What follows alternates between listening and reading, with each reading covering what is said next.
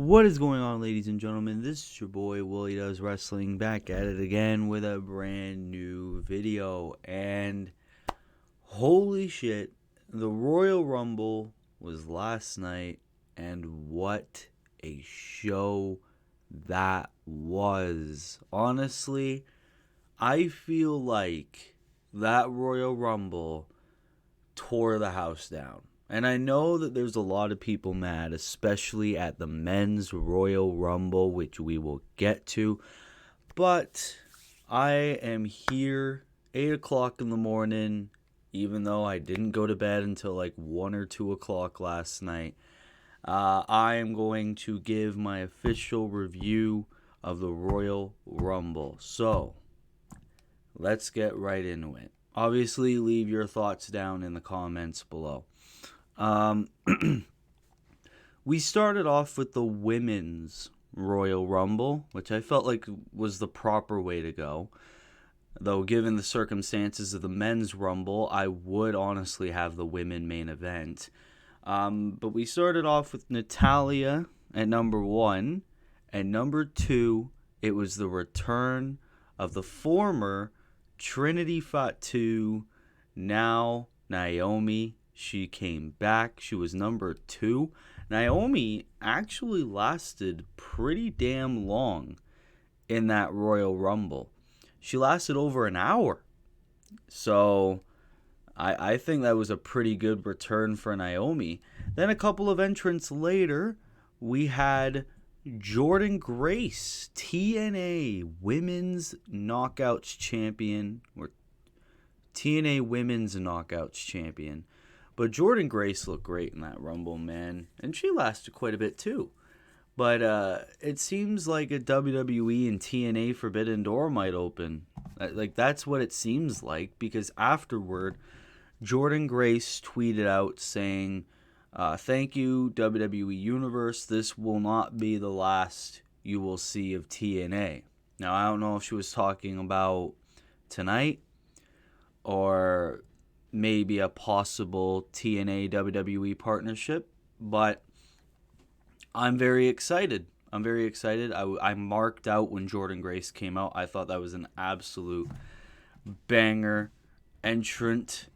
Then we had a couple of NXT entrants like Roxanne Perez, Tiffany Stratton, but we also had the debut of Jade Cargill. She went to the final 3. Jade Cargill in this match looked very good, okay? Her training's paid off, and it seems like we're getting teased with a possible Jade Cargill versus Bianca Belair match at WrestleMania, which I feel is the right way to go. If you listen to the crowd at that face-off between Jade Cargill and Bianca Belair, the place went nuts.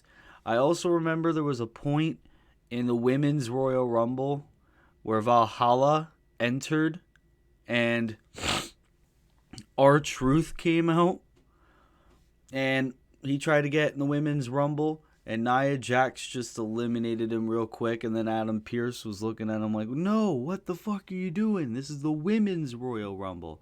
And Nia Jax also had a decent, pretty great actually, performance in this Rumble.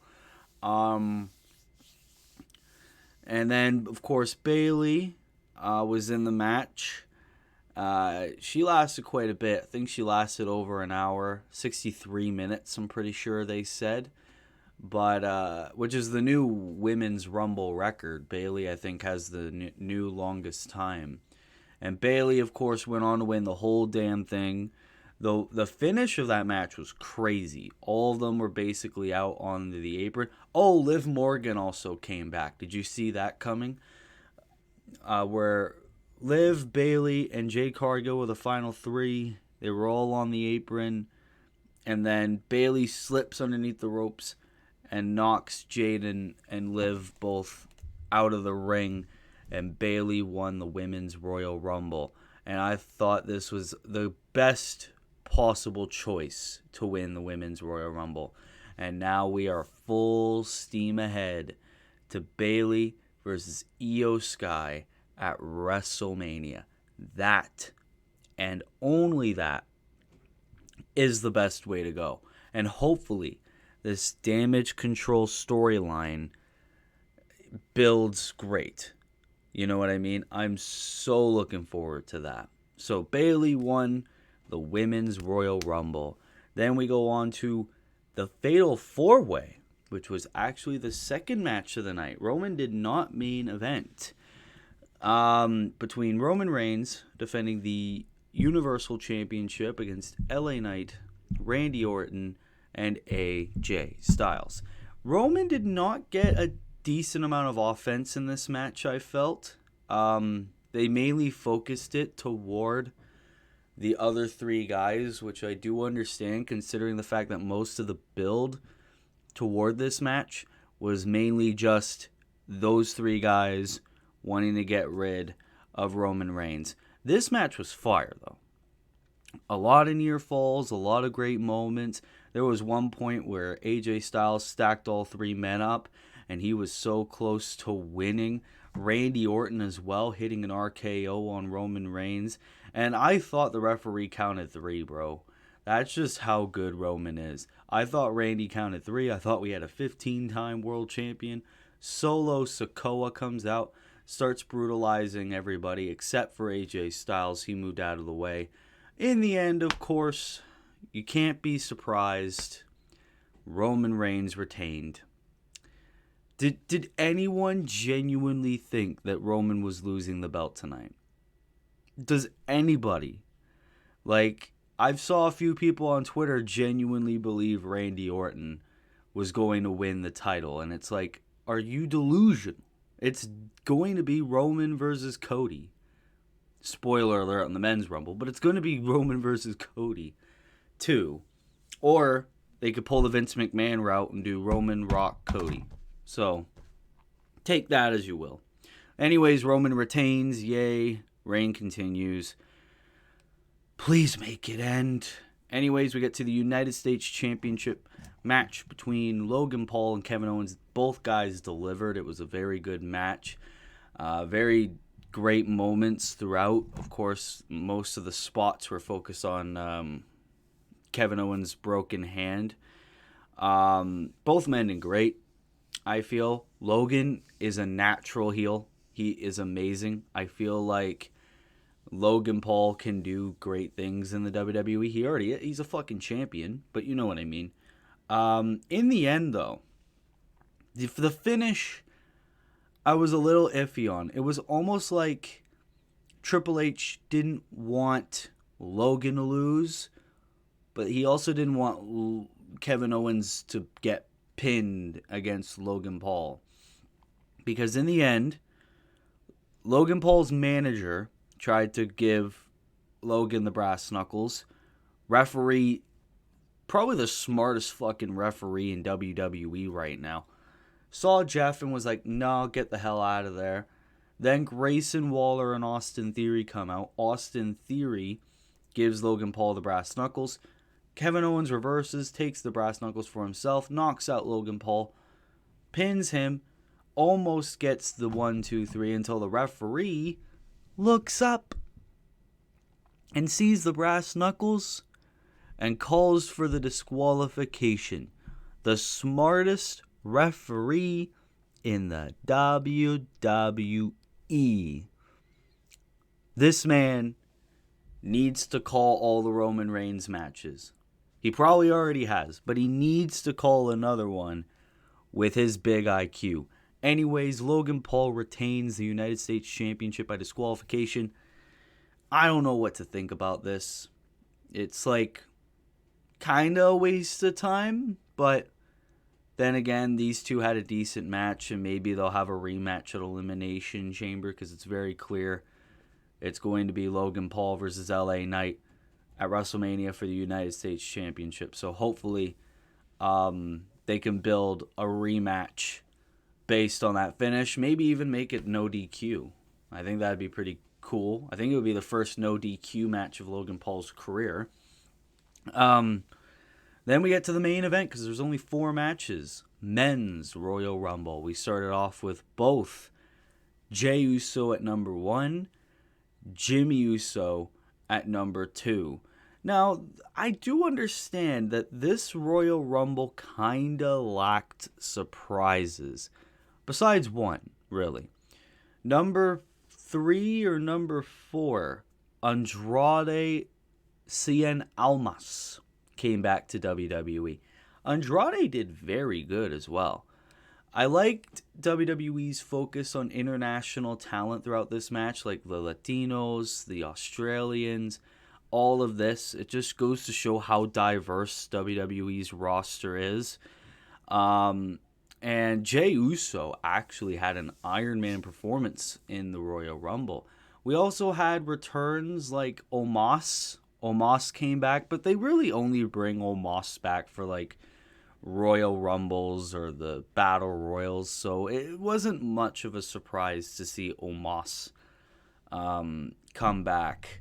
Cody Rhodes, I think he entered number 15, and he lasted pretty alright. We had a bit of a run back between Cody Rhodes and Gunther. Rhodes eliminated Gunther again. There was one point in the men's Rumble where R-Truth came out and thought it was a tag team match, and he wouldn't get in the ring until Dominic tagged him in. I thought that was a very nice touch. CM Punk entered number 27. We had Braun Breaker and Carmelo Hayes both in the men's Royal Rumble match. I thought we would get one or the other. Braun Breaker and Gunther in the face-off. Mwah. It was a chef's kiss. But people on Twitter did make a point. I feel like Braun Breaker's spot was originally going to go to Brock Lesnar. And then after the allegations came out, they were just like, no, Braun Breaker's the next best option, which I do agree. Braun Breaker was great in this Rumble match. Pat McAfee was also an entrant, and he tried going in. Saul Moss eliminated himself. Very funny moment. But in the end... Oh, and Sami Zayn was number 30. He came back. In the end, though, it was CM Punk and Cody Rhodes. These guys had a bit of a back and forth. You could pretty well see that CM Punk was gassed in this match. And maybe he was hurt. I don't know. But Punk looked very tired. So I don't know how Punk is going to go against Rollins if he is facing Rollins. Unless the match is like 5 minutes. Because Punk clearly was not fit in that match. Anyways, there were a lot of points where I thought Punk was going to win. He was actually my pick to win because it made the most sense. In the end, Punk was like, I didn't wait 10 years to lose to Dusty's kid. And then immediately afterward, you mentioned the name Dusty Rhodes. Cody Rhodes is going to power through. Cody Rhodes eliminates Punk. Cody Rhodes is a 2-time back-to-back Royal Rumble winner. And they had the little shot where Rollins was in one side of the crowd. Roman was on the other side of the crowd, and Cody basically had to point at who he wanted to face. Cody pointed right at Roman, bro. That's the only road that he needs to go. Cody Rhodes fans, there is hope because he won the Royal Rumble, and hopefully they don't do this again. Hopefully Cody does not lose again. I need this fucking reign to end. I don't want to see Roman as champion anymore. I do understand why people are mad because it's like, well, Cody won last year. Why is he winning it again? I don't think they'd really like the Shawn Michaels or Stone Cold Steve Austin era. Oh, and Hulk Hogan. He won the 1990 and 1991 Rumbles back-to-back. But what a Rumble, man. That was a great pay-per-view. I gotta say. And it was still long. There were 4 matches, and it went on till midnight. So, it is what it is. But, yeah, I'm just glad that Cody Rhodes might have a chance to finish the story at WrestleMania. Yeah. Great amount of surprises, especially the women. With the way that the women's Royal Rumble was, I do feel like the women's Rumble should main event. Women's Rumble was definitely better than the men's. I liked how they subverted expectations by having Cody win, because it's like it was either going to be Punk or Cody. Jade Cargill looked amazing. Jordan Grace and Naomi in WWE. Holy shit. I think a lot of people are mad they didn't get the blue-haired simp queen Mercedes Moné, but hey, we got her best friend, so shut your mouth. We also got Andrade coming back. Great stuff. Braun Breaker did great as well. And then, of course, the Fatal 4-Way match. Amazing. But anyways, what were your thoughts on the Royal Rumble? Leave your thoughts down in the comments below. What was your match in the night? What was your favorite surprise of the night? Leave it down in the comments below. Until then, this has been your boy, Willie Does Wrestling. Be sure to like, be sure to subscribe, be sure to turn post notifications on, and I will see you in the next video. Be good, people, and peace.